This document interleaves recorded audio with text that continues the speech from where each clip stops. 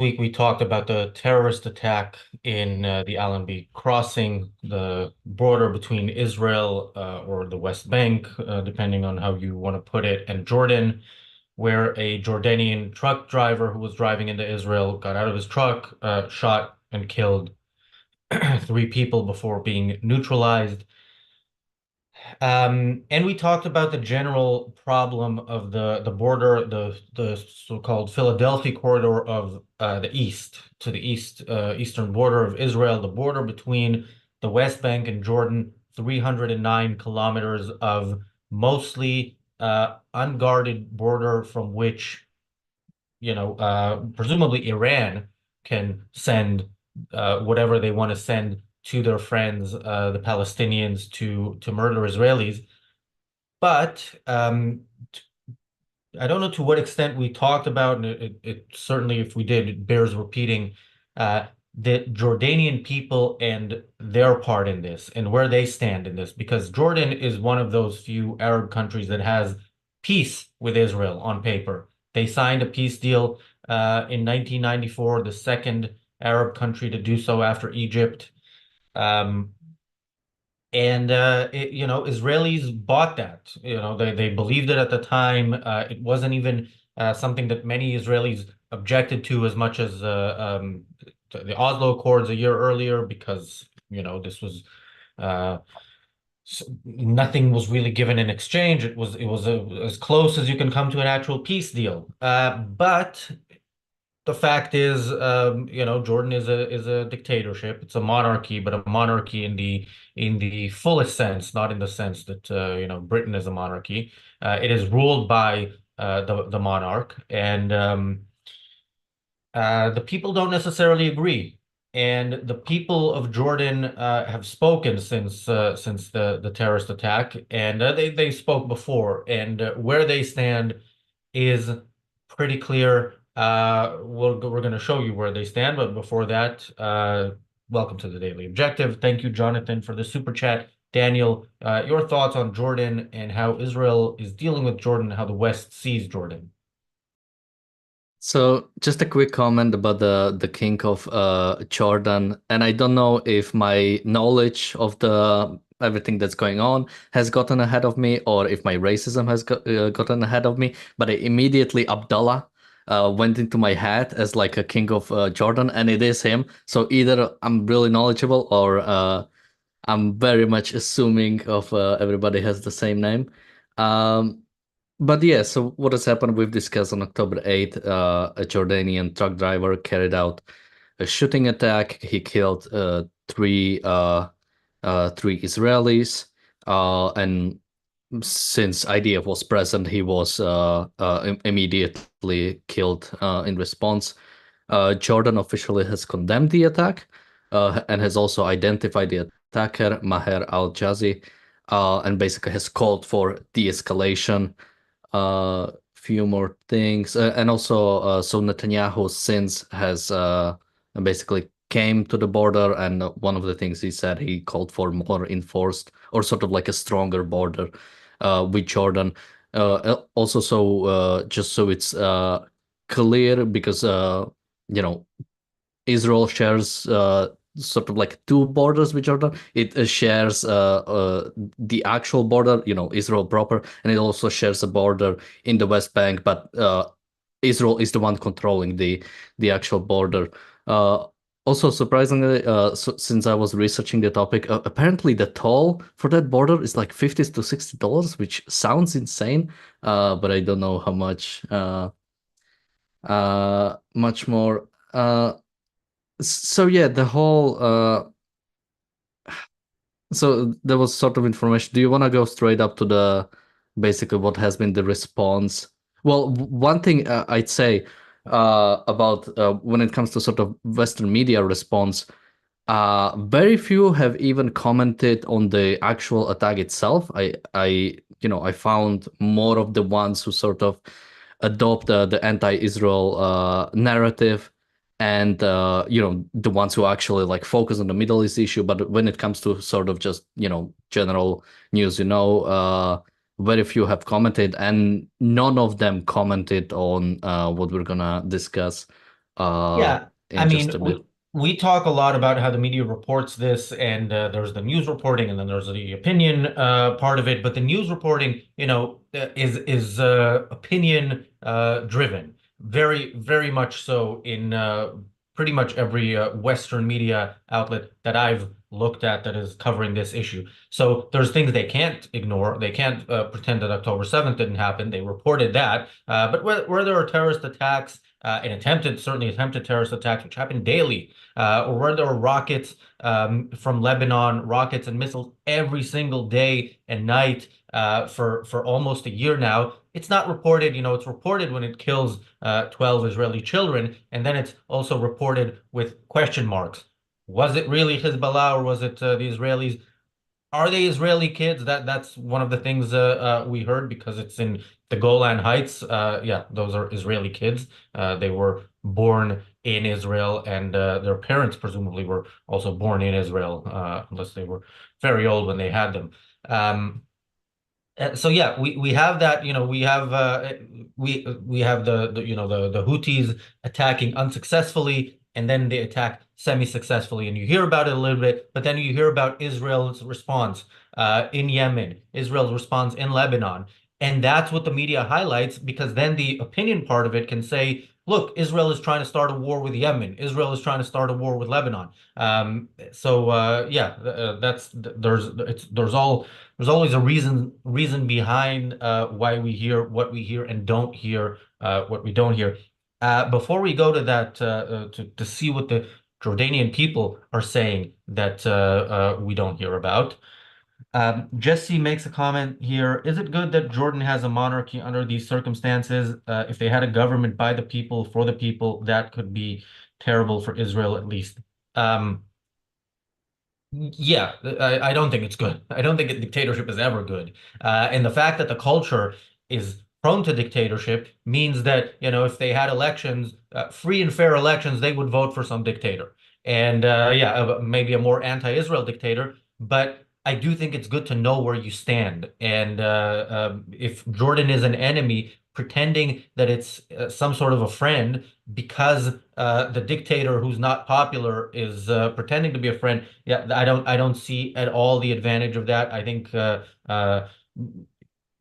more we acknowledge who we're dealing with, and certainly Israel, who's dealing with the most difficult situation in the world, surrounded by savages, the more Israel acknowledges, which is it absolutely does not want to do, where it is and who its neighbors are, the better off Israel will be if they act accordingly. Who the Jordanian people are, let's see. I just want to also add on that because I also read Chess's comment, and yeah, I don't think it's better. It's in actuality, because yeah, some people are saying, sort of the Jordanian king seems to be, sort of like a bit more moderate or sort of a bit more friendly. I mean, you've mentioned at the start that yeah, Jordan has signed a peace deal with Israel. Similar to Egypt, both Egypt and Jordan do recognize that Israel exists, and you could make a similar, maybe argument for when it came to Iran when Shah was still in power.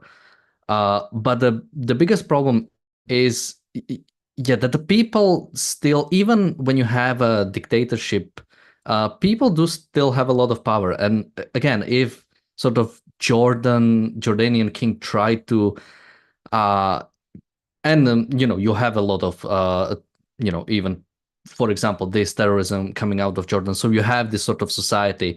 So even a dictator, even a tyrant can stay in power as long as people are somewhat content with you, with what you're doing. So again, don't expect the fact that we just install a pro-Israeli dictator in every single Arab nation and somehow it will all the problems will be solved. No, as long as the people are still majorly anti-Israeli, as long as the people the ideology of the people hasn't changed, there won't actually be any difference, and we'll see it in the videos. And I also would like to say, because the problem is when you have this sort of like and you have this with Turkey, Egypt, and Jordan. When you have this sort of like formally, yes, we are at peace with Israel. We are sort of like we don't really want, but Turkey hides Hamas people in their country and says to Israel that if they try to do anything against them, it will be a declaration of war. You have arms coming from Egypt into Gaza. You have arms coming out from Jordan to West Bank. So again, this sort of it's almost like a front. Like yeah, on paper these are technically like partners or sort of like we are at peace with them. There's nothing wrong, but it's sort of being used to basically hide behind what is actually happening. Yeah, Turkey, by the way, one of the topics I was considering for today was Turkey because Hamas officials met with Turkish intelligence in Turkey to officially to talk about the ceasefire deal. Unofficially, we don't know. And Turkey may have been closer to being an ally to Israel in the past, but it certainly hasn't been for the past 20 or so years. And Israel still refuses to acknowledge what Turkey is, as it refuses to acknowledge what all these other countries are. One of the less remembered things that happened on October 7th was three Israeli tourists were killed in Cairo in a terrorist attack because the Palestinians. We talked about why the Palestinians live streamed themselves, why they didn't just go and do the killing and the kidnapping, why they live streamed and videoed and showed the world what they were doing, because the worse the things they do, the more the Palestinian street, so to speak, and the Arab street is impressed and sees the victory, sees this as a victory. This is what Arab culture is. The images and videos that you saw on October 7th, and if you haven't seen them and you're not clear on what Arab culture is, you should see them. You're going to lose sleep over this, but you should see it, and then put it in the context of people celebrating on the streets in Gaza. Not a few people. The masses were out celebrating in Gaza. People, again, are in the rest of the Arab world inspired. In Jordan, there's a restaurant that opened that's called October 7th. And again, in Egypt, somebody said, okay, good, we're now winning. There are some Jews here. Let's kill them. So, again, acknowledging who basically the Arabs in the cultural sense are is necessary in order for any actual real peace to ever happen in the Middle East. But yeah, let's let the Jordanian people speak for themselves.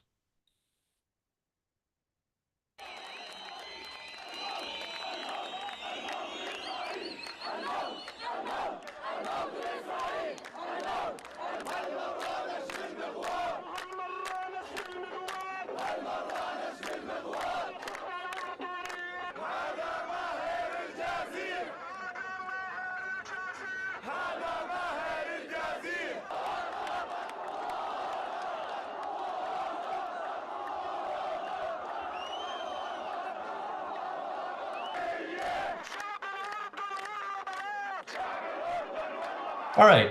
I don't know if the audio was quiet for other people as well, but I think we get the essence of it. Yeah, they are. This was after right after the terrorist attack. They were out on the streets celebrating this great victory. And again, this is somebody getting off a truck and killing whoever happens to be around because they are probably Jews, and that's all there is to it. That's all it takes for the Jordanian people, Israel's friends and allies, supposedly, to take to the streets to celebrate. Yeah, keep that in mind when you hear that Jordan is one of the good guys in the Middle East. Yeah, I mean, honestly, this is not surprising. We've seen similar things happening on October 7th, and we've talked about these things happening in Gaza, basically people going to streets and celebrating the fact that Jews are getting killed. But we've also seen those same things in Jordan on October 7th. Many of you might remember the story of the October 7th restaurant when someone opened a restaurant, named it after October 7th, and it was also officially endorsed by someone in the Jordanian parliament. So again, you can see that even the elected officials are very much aligned with this sort of ideology. Which, by the way, because I was looking into October 7 restaurant just before this, and apparently he changed the name to just October to not be not offend people. But again, this is, yeah, I've mentioned the sort of reporting at the start, and yeah, I I got the videos from you, but I wanted to like find like some like Western media commenting on it, because if they comment, I'm sort of like more sure that what's actually happening. But it was so hard to find. It's so hard to find like people actually reporting that. Like, just try to remember what's happening. There was and it could be like a singular action. You have like crazy people. The bigger the population you have, you'll have crazy people. You have crazy people in America just going out and like doing terrible things. But you don't have afterwards like people going on streets and celebrating a terrorist attack. You don't have that. And the fact that this is happening and it's sort of accepted, and again, it's not something that should be commented on, or not something that people are commenting on. Again, it's so insane because then people, and you still have that, people always try to separate the government and the population. Like, okay, Hamas is doing that, but we have to destroy Hamas, but we have to be careful with the population because population is against Hamas, and yet they ignore all of these things. They ignore like actual people, civilians going into streets and celebrating these attacks. And so we know that it's not just Hamas and the destruction of Hamas, or whatever you would do in Jordan. Just getting rid of the government will not solve anything. Again, people mention getting rid of the king. Again, they would just elect, like, look at their actual parliament. The biggest party in parliament is the political wing of the Muslim Brotherhood. Again, that's who they want in power. That's who they elect. And you see this similar things in Gaza, in the West Bank. And yeah, that's what's happening. And the fact that people are ignoring these people don't actually listen to what Palestinians want. If they or Jordanians want, if they listened for a second, they would know that, yeah, the existence of Israel is not something they will gladly accept. Yeah, thank you, Bonnie, for the super chat. Bonnie also says the US, UK demonstrators were pretty much celebrating a terrorist attack, though. Yeah, they were not just on October 7th, there were people celebrating on the streets here in London. It wasn't as big as the protests. Most of them waited a week or so for the protests against Israel, waited to have some plausible deniability about them being supposedly demonstrating against something Israel is doing rather than celebrating the death of Jews. Some didn't care for that plausible deniability. They were happy to tell us who they really are. Others try to hide it a little bit. But yeah, back to Jordan. Before I want to get to a point about how the West looks at this. But back to Jordan, you would think, okay, maybe, there's a big part of the population who is out there in the streets, and maybe there's a silent majority that we always hear of who are actually really good people. Well, I think anybody who says that, the onus of proof is on them. But it's probably safe to assume, even in the West, when we have, when somebody has a soldier in their family who gets killed in war, that's always a very, very sad moment for everybody, in the family, everybody who knows that person, even if they fully understand that this soldier, had to do what they did. What they did was good, and but obviously, the death of a loved one is always a tragedy.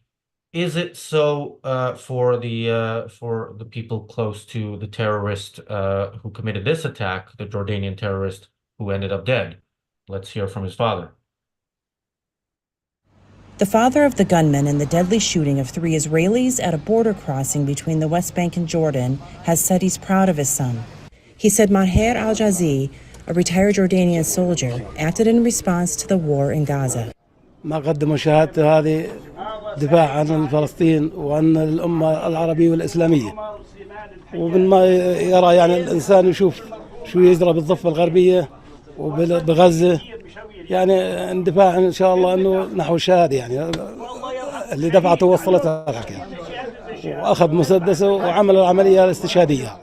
Mourners paid their respects to the father and his family on Monday in a I moment. don't know if mourners paid the respects, but this father does not seem like he's in mourning. He seems like he's celebrating, you know, because again, for him, his son killed Jews. That's what's important here. Yeah, he died in the process and is supposedly in a better place now. But yeah, the killing of Jews is so important in Arab culture, wider Arab culture, not just Palestinian culture, whatever that is. But in the wider Arab culture, it is so important that death is to be celebrated if on the way there you manage to take some Jews with you.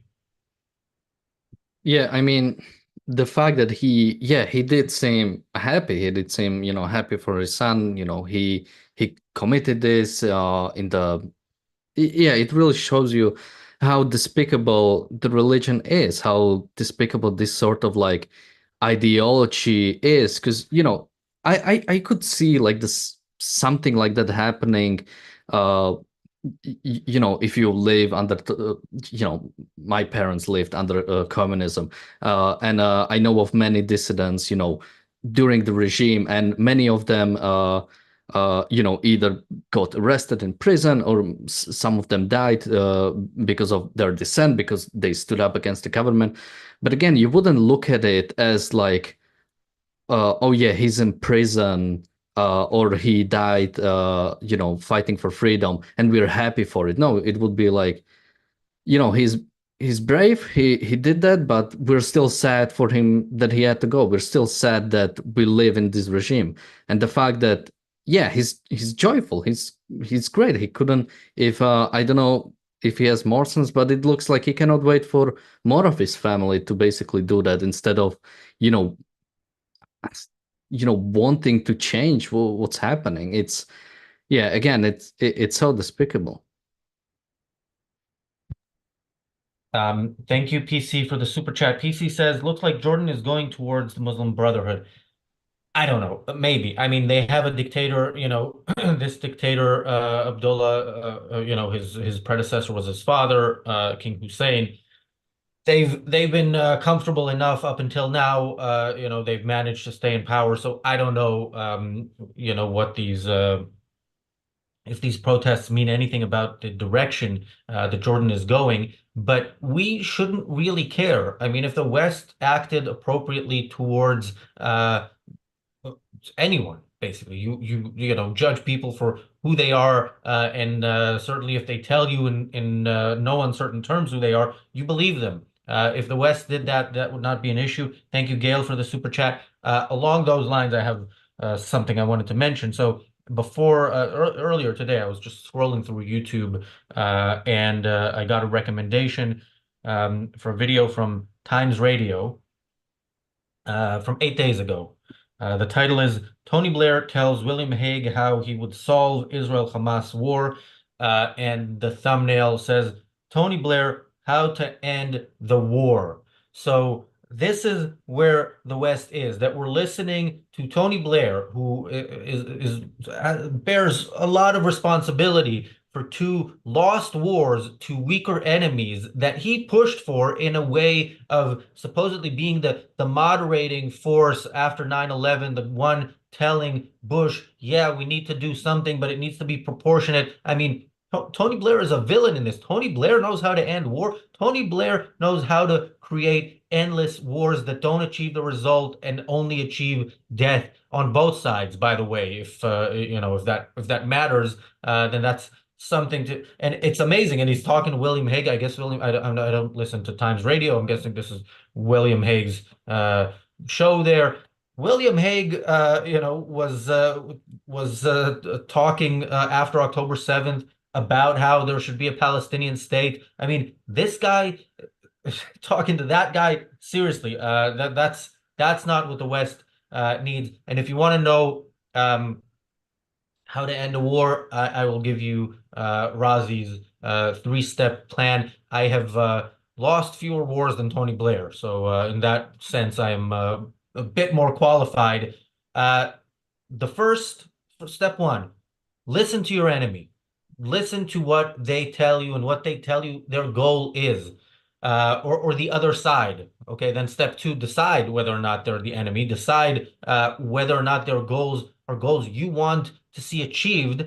And if you decide you don't want these goals to be achieved, then step three is prevent those goals from being achieved. And if those goals are what the Arab world is telling us, what the Palestinians are telling us, what the wider Muslim world is telling us, which is to exterminate the Jews and to end Western civilization. If you have decided that that is not what you want, yeah, you need to take action to prevent it. And that action is not saying, pretty please don't do that. It is taking military action that makes it impossible for them to do that, even if they were to give us their word, as they have done many times, as the Palestinians did when Oslo was signed. No, you have to actually take the action that will prevent the other side and make it impossible for them to achieve that goal. So far, the West has gone the Tony Blair route in how to end war rather than the Razi Ginzberg route, which is why we have more war and more death on our side, and we are losing. We are losing terribly, and we are still stronger militarily. So we don't have to lose. We choose to lose. Daniel. Yeah, things are getting bad when Razi starts criticizing Tony Blair. But when it comes to, when it comes to, you have to remember, this is not like some sort of racism that, Arabs somehow like cannot be civilized or cannot like establish a free society or establish a modern society. It is because I'd say a similar thing about it's on a sort of different scale, but I'd say the similar things about Russians. The fact is, Russians have never lived under freedom either. They've changed a regime a bunch of times, but it was always just switching what type of dictatorship are we currently living in. And you have similar things going on in the Middle East. Many regimes have been changed. You had the, after Shah, when the mullahs took over, when during the Islamic Revolution, you had in Iraq, you had Saddam Hussein, and then you had a takeover and something changed there. But again, nothing, and you had revolutions, you had the Arab Spring, you had revolutions all over the Middle East, where the government sort of changed. But have they changed fundamentally? Have they established a free society? Have they established, did they find out what it means to like recognize individual rights and sort of like push towards that or sort of try to secure that? No, it has never happened because, again, the fundamental ideology of the people hasn't changed. You can change the government how many times you want. If the ideology on the ground, if the ideology of the people who either elect or sort of tolerate whoever is in charge, if that doesn't change, nothing is going to change. And yeah, that's one thing we've been talking about from the start, that's one thing Israel has to realize. The Palestinian people are the enemy, or in today's episode, the Jordanian people are the enemy because they believe they hold the ideology that is anti-Western. That in this case, the anti-Western ideology basically transforms into anti-Jewish, anti-Israeli, sort of like on the ground policy. Thank you, PC, for the super chat. PC says, Razi, I boycott Ireland because they support the 7th of October. They are pro-caliphate, it seems. Look, I appreciate that. There's always a difficulty with boycotts. Like, I would love to only buy from free countries, but, boycotting, say, Chinese goods is more difficult than even boycotting Israeli goods. With Ireland, I don't know. I don't drink Guinness, and I eat potatoes sometimes, but not a huge fan. I don't know what else is left. All potatoes are from Ireland. Well, many are. But PC also says no travel to Ireland for us or any trade with Ireland. Yeah, by the way, here's a little travel hack for people in the UK. If you fly to the US and you start your trip in Ireland, as in you fly to Ireland and then fly from, even with British Airways, like you fly Dublin, Heathrow, and then let's say New York, it's going to be cheaper than flying directly from Heathrow to New York because you pay the taxes for a trip that starts in Ireland, which are much lower than the taxes for the trip that starts in London, in England. But yeah, maybe that's not worth. Isn't that like against the policy? Because I assume you get on the Heathrow airport. You don't actually, or do you have? No, you have to start in Heathrow, no? Wait, you have to start somewhere in the UK, fly to Ireland, and then you pay for the trip to Ireland, which is the flights from London to Dublin. Dublin is the cheapest destination from London, and then a ticket Dublin to New York with British Airways, which means you fly to Heathrow and then New York is actually cheaper. Yeah, that's the genius of air traffic taxes, Oh whatever they yeah. cost. It's these taxes are meant to be good for the planet to make you pay more, and then they actually, if you want to save money, they make you fly more. But yes, I had another point, but go ahead. Yeah, I've noticed that because I fly Ryanair and also America has this sort of like cheap, I think I'm trying to remember. I don't remember. But when I was flying to Vegas, the actual tickets were like $5 or something, like each. And the actual taxes were like $35 or something, or like fees and all. What, with Frontier Yeah. or Spirit? No, that's not taxes. That's the fees you pay for whatever you take with you. No, no, no. I didn't take anything with me. No, it was actual like I can go find you the ticket. It was All like right, yeah, fees, like we can continue that, but yeah, that does yeah. But yeah, PC says no flying on Irish Airlines. Yeah, I haven't oh right. actually Ryanair is Irish. That's going to be a problem for some people. Some of us don't want to fly Ryanair, even if Ireland was on the good side here, because Ryanair is not on the good side. But anyway, yeah, good idea is to boycott Irish goods and whatever you were going to spend on Irish goods, spend on super chats, or better yet, for people, I mentioned this yesterday, but for people who are thinking, Razi keeps trying to sell us these expensive memberships like the Inner Circle membership. If you were ever considering trying it out, now is a great time to do so because of what we have in the coming week, other than our usual production meeting on Monday that we live stream. And we usually do, almost always, we do one additional one. There's the mock trial where I'm going to play a professor of philosophy who participated in the protests. There are 2 sessions of James Valiant's Constitution course. So there's a lot there. You get access to our Substack as well, our paid Substack. And tomorrow, members at every level can join us for the first session of Introduction to Logic, the study group of Leonard Peikoff's Introduction to Logic, which is run by James Valiant. So yeah, there is a lot of stuff coming up. So it is well worth signing up. Of course, if you do sign up, you are supporting our work and helping us continue doing what we're doing, improving doing what we're doing, and pissing off the Irish and the Jordanians. Daniel, final thoughts. Gazeta ist. We'll see you all tomorrow on the Daily Objective.